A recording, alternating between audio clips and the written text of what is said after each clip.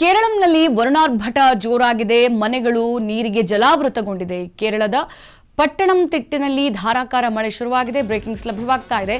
ಭಾರೀ ಮಳೆಗೆ ಅಂಗಡಿಗಳು, ರಸ್ತೆ, ಮನೆಗಳು ಜಲಾವೃತವಾಗಿದೆ.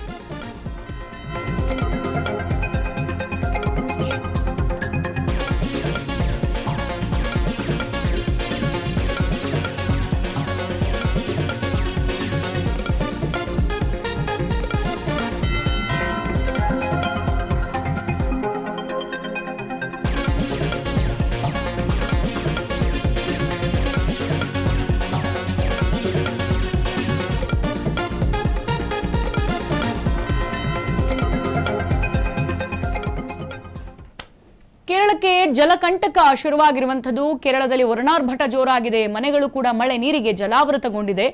ಕೇರಳದ ಪಟ್ಟಣಂತಿಟ್ಟದಲ್ಲಿ ಧಾರಾಕಾರ ಮಳೆ ಆಗಿರುವಂತದ್ದು. ವರುಣಾರ್ಭಟದಿಂದ ಸದ್ಯ ರಸ್ತೆಗಳು, ಅಂಗಡಿಗಳು, ಮನೆಗಳು ಎಲ್ಲ ಕೂಡ ನೀರಲ್ಲಿ ಮುಳುಗಿ ಹೋಗಿದೆ.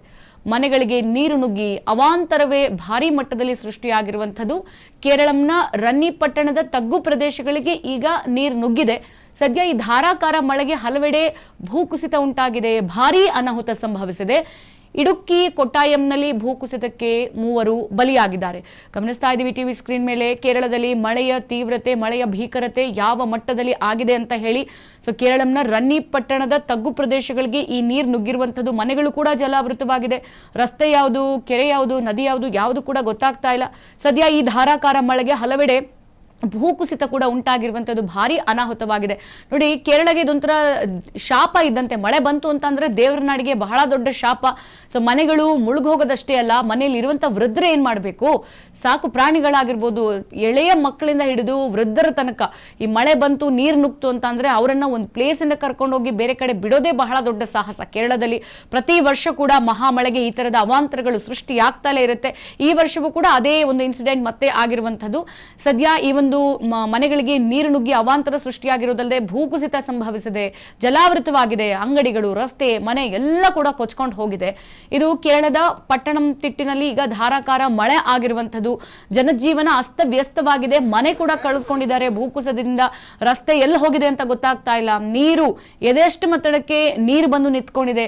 ಮನೆಯನ್ನ ಬಿಟ್ಟು ಎಲ್ಲರೂ ಕೂಡ ಹೊರಗೆ ಬಂದು ನಿಲ್ಲುವಂತ ಪರಿಸ್ಥಿತಿ. ಮತ್ತೆ ಅವರನ್ನ ರಕ್ಷಣೆ ಮಾಡಿ ಬೇರೆ ಕಡೆ ಬಿಡಬೇಕು. ಮತ್ತೆ ಮಳೆ ಕಡಿಮೆ ಆದ್ಮೇಲೆ ತಂದು ಬಿಡಬೇಕು. ಇದು ದೇವರ ನಾಡಿಗೆ ಒಂಥರ ದೊಡ್ಡ ಶಾಪ ಪ್ರತಿ ವರ್ಷ ಕೂಡ ಆಗ್ತಾ ಇರುವಂತದ್ದು. ನೋಡಿ, ಕರ್ನಾಟಕದಲ್ಲಿ ಮಳೆ ಇಲ್ಲ, ಇಲ್ಲಿ ಕೇರಳದಲ್ಲಿ ಮಾತ್ರ ಅತೀವ ಮಳೆಯಿಂದಾಗಿ ವರುಣಾರ್ಭಟದಿಂದ ಭೂಕುಸಿತ ಉಂಟಾಗುತ್ತೆ ಅಂತ ಅಂದ್ರೆ ಯಾವ ತರದ ಮಳೆಯ ತೀವ್ರತೆ ಇರಬಹುದು ಅಂತ. ಸದ್ಯ ಕೇರಳಂನ ರನ್ನಿ ಪಟ್ಟಣದ ತಗ್ಗು ಪ್ರದೇಶಗಳಿಗೆ ಈ ರೀತಿ ನೀರು ನುಗ್ಗಿರುವಂತದ್ದು. ಕೆಳಮಟ್ಟದಲ್ಲಿ ಮನೆ ಯಾರೆಲ್ಲ ಕಟ್ಕೊಂಡಿರ್ತಾರಲ್ಲ ಅವ್ರಿಗೆಲ್ಲ ಬಹಳ ದೊಡ್ಡ ಶಾಪ. ಮನೆ ಈಗ ಬೀಳುತ್ತೋ ಆಗ ಬೀಳುತ್ತೋ ಎಂಬ ಪರಿಸ್ಥಿತಿಯಲ್ಲಿ ಅವ್ರಿಗೆ ಆ ಸನ್ನಿವೇಶ ಸೃಷ್ಟಿಯಾಗಿರುವಂತದ್ದು.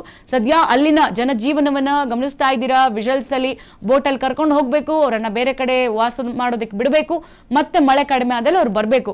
ಸೊ ಇದು ಪ್ರತಿ ವರ್ಷದ ಹಣೆ ಬರಹ ಕೇರಳಂಗೆ ಇದೇ ಆಗುವಂಥದ್ದು. ಸದ್ಯ ಈ ಇಷ್ಟು ವಿಜುವಲ್ಸ್ ಅನ್ನ ನೀವು ಗಮನಿಸ್ತಾ ಇರೋದು ಕೇರಳಂನ ರನ್ನಿ ಪಟ್ಟಣದ ತಗ್ಗು ಪ್ರದೇಶ. ಅಲ್ಲಿ ನೀರು ನುಗ್ಗಿದೆ. ಸೊ ಈ ನೀರು ನುಗ್ಗಿದ ತೀವ್ರತೆ ಹೆಂಗಿದೆ ಅಂತ ಅಂದ್ರೆ ಆ ಮಳೆಗೆ ಅಲ್ಲಿ ಭೂಕುಸಿತ ಆಗಿದೆ, ಅನಾಹುತ ಸಂಭವಿಸಿದೆ. ಮನೆಗಳು ಇಲ್ಲ, ಸಣ್ಣ ಪುಟ್ಟ ಮನೆಗಳನ್ನ ನೋಡೋದಕ್ಕೆ ಸಿಗೋದಿಲ್ಲ. ಯಾಕಂದ್ರೆ ಭೂಕುಸಿತದ ಜೊತೆಗೆ ಮನೆನೂ ಕುಸಿದುಕೊಂಡು ಹೋಗಿರುತ್ತೆ. ಮತ್ತೆ ಕೆಳಮಟ್ಟದ ಮನೆಗಳಲ್ಲಿ ಒಳಗೆ ಫುಲ್ ಗೋಡೆ ಸಮೇತ ನೀರು ತುಂಬಿ ಹೋಗಿರುತ್ತೆ. ಸೊ ಅಲ್ಲಿ ಕುತ್ಕೊಳ್ಳೋದು ಹೆಂಗೆ, ಮಲ್ಕೊಳ್ಳೋದು ಹೆಂಗೆ ಅಲ್ಲಿ ಜನ. ಸೊ ಈಗ ಅಲ್ಲಿ NDRF ಆಗಿರ್ಬೋದು, ಅಲ್ಲಿಗೆ ಸಂಬಂಧಪಟ್ಟಂತಹ ಸೇಫ್ಟಿ ಮೆಜರ್ಸ್ ಅನ್ನ ತೆಗೆದುಕೊಳ್ಳಲಾಗ್ತಾ ಇದೆ ಅಲ್ಲಿಯ ಸರ್ಕಾರ. ಸೊ ಅಲ್ಲಿರುವಂತ ಜನರನ್ನ ಕರ್ಕೊಂಡು ಸುರಕ್ಷಿತವಾದ ಸ್ಥಳಕ್ಕೂ ಕೂಡ ಬಿಟ್ಟು, ಸೊ ಈ ಮಳೆಗೆ ಆದಂತಹ ಅತಿವೃಷ್ಟಿಯಿಂದ ಜನರನ್ನ ಈ ಸಂಕಷ್ಟದಿಂದ ಪಾರು ಮಾಡೋದಕ್ಕೆ ಅಲ್ಲಿನ ಸರ್ಕಾರ ಮುಂದಾಗಿದೆ.